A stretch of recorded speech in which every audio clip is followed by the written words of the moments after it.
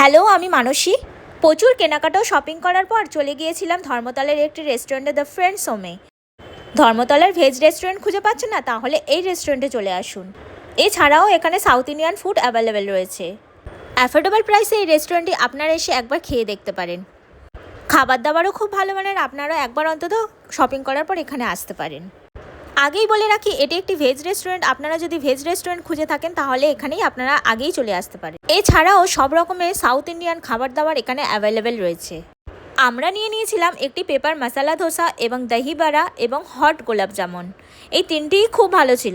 Honestly বলবো, এই paper মশালা ধোসাটি এক কথায় দারুণ ছিল। আমার তো খুবই ভালো লেগেছে, আপনাদেরও খুব ভালো লাগবে। সাইজেও অনেক বড় ছিল, কোয়ালিটিও খুব গুণমানের ছিল।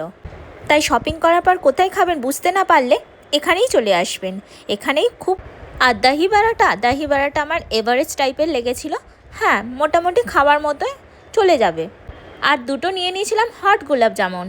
এই হট গোলাপ জামুন মুখে দিতেই এত নরম আর সফট ছিল, মুখে দিতেই যেন গলে যাচ্ছিল। আর প্রচণ্ড গরমও ছিল।